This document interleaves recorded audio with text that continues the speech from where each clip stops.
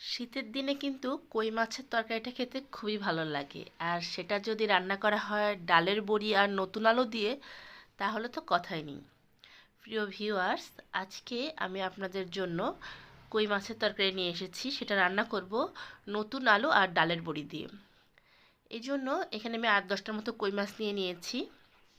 এই কই মাছে আমি সামান্য পরিমাণের লবণ আর হাফ চা চামচ হলুদ গুঁড়ো এটা দিয়ে খুব ভালো করে মাছটাকে মেখে রাখবো।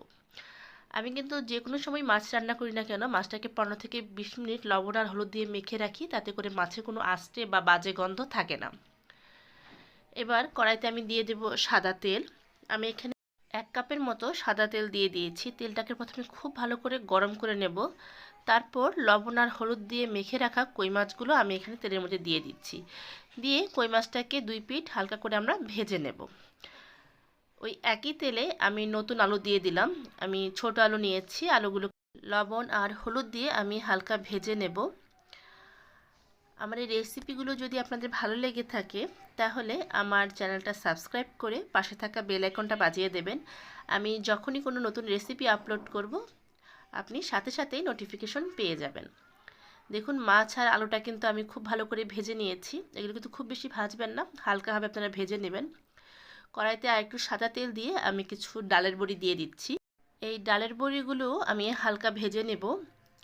আমার ডালের বড়িগুলো ভাজা হয়ে গেছে। এবার ওই তেলের মধ্যেই আমি দিয়ে দেবো ঘি। আমি এখানে 1 টেবিল চামচ ঘি দিচ্ছি। আমার এই কই মাছে একটু ঘি দিয়ে রান্না করলে খেতে ভালো লাগে। আপনারা যদি ঘিটা পছন্দ না করেন, ঘিটা স্কিপ করে দেবেন। কিন্তু ভিউয়ার্স, এই তেলের সাথে ঘি মিক্সড করে যদি কই মাছের তরকারি রান্না করা হয়, তাহলে খুব সুন্দর একটা স্মেল আসে, খেতেও খুব ভালো লাগে। ঘিটা মেল্ট হয়ে গেছে। এবার আমি এখানে জিরা ফোড়ন দিয়ে দিলাম। আমি 1 চা চামচ আস্ত জিরা ফোড়ন দিয়ে দিয়েছি, সাথে আমি 2-3টা তেজপাতাও দিয়ে দেব। এটাকে খুব ভালো করে আমরা ফোড়ন তুলে নেব। এটা যখন ফোড়ন হয়ে আসবে, তখন এখানে আমি আদা বাটা দেব। আমি এখানে 1 চা চামচের মতো আদা বাটা দিয়ে দিচ্ছি, কারণ কই মাছে কিন্তু একটু আদা বাটা দিলে পরে তরকারিটা খেতে ভালো লাগে। এবার ঝোলের জন্য আমি কিছু গুঁড়া মশলা অ্যাড করব। আমি দিয়ে দেবো 1 চা চামচ হলুদ গুঁড়ো, 1 চা চামচ ধনে গুঁড়ো, আর দিয়ে দেবো হাফ চা চামচের মতো শুকনো মরিচের গুঁড়ো। আমি ঝালটা একটু কম পছন্দ করি, তাই ঝালটা একটু কম দিয়ে দিলাম। সাথে এখানে সামান্য পরিমাণে জল দিয়ে দিয়েছি, যাতে করে গুঁড়ো মশলাটা পুড়ে না যায়। এবার দিয়ে দেবো স্বাদ মতো লবণ। এখন আমি এই মশলার সাথে খুব ভালো করে তেলের সাথে মশলাটাকে একটু কষিয়ে নেব। এটা 4 থেকে 5 মিনিট খুব ভালো করে কষিয়ে নেবেন, যাতে করে মশলার কোনো কাঁচা গন্ধ না থাকে। একটু ভালো করে কষানো হয়ে গেলে আমি ঝোলের জন্য এখানে জল অ্যাড করে দেব। কই মাছের তরকারিতে একটু ঝোল বেশি রাখলেই ভালো লাগে, আমি সেই অনুপাতে জলটা অ্যাড করেছি। আপনারা যে অনুপাতে ঝোল রাখবেন, সেই পরিমাণ জলটা দিয়ে দেবেন।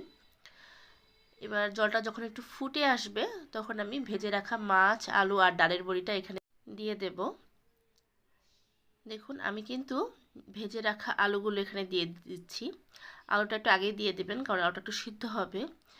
আলুর সাথেই আমি দিয়ে দেব ডালের বড়ি। যারা ডালের বড়ি পছন্দ করেন, অবশ্যই কই মাছ এরকম ডালের বড়ি রান্না করে দেখবেন, খেতে খুবই ভালো লাগে। এবার ভেজে রাখা কই মাছগুলো আমি দিয়ে দিচ্ছি। যারা নতুন রাঁধুনি আছেন, তারা কিন্তু এভাবে রান্না করতে পারেন। এই রেসিপিটা খুবই সহজ, অথচ খেতে খুবই ভালো লাগে। আপনারা এইভাবে একদিন বাসায় ট্রাই করে দেখবেন, আশা করি সবাই পছন্দ করবে। আমি মাছগুলো সমস্ত এখানে দিয়ে দিচ্ছি। দিয়ে কিন্তু চুলার আঁচটাকে আমি বাড়িয়ে তারপর এই তরকারিটা রান্না করে নেব। রান্না হতে আমার 10 থেকে 15 মিনিট সময় লাগবে। এই সময় আমি চুলার আঁচটা বাড়িয়ে রেখেছি। এখানে ঢেকে দেওয়ার কোনো দরকার নেই, আপনারা চাইলে ঢেকেও দিতে পারেন।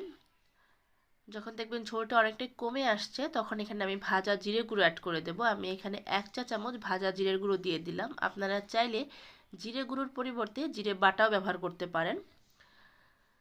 এবার জিরে গুঁড়ো দিয়ে আমি 2 মিনিট তরকারিটাকে রান্না করব। তারপর এটাকে আমি সার্ভিং ডিশে সার্ভ করে নিয়েছি। দেখুন, কালারটা দেখতে কতটা সুন্দর হয়েছে। আশা করি রেসিপিটা আপনাদের ভালো লেগেছে। আবার ফিরবো আরেকটি নতুন রেসিপি নিয়ে। সেই পর্যন্ত সবাই ভালো থাকবেন। ধন্যবাদ।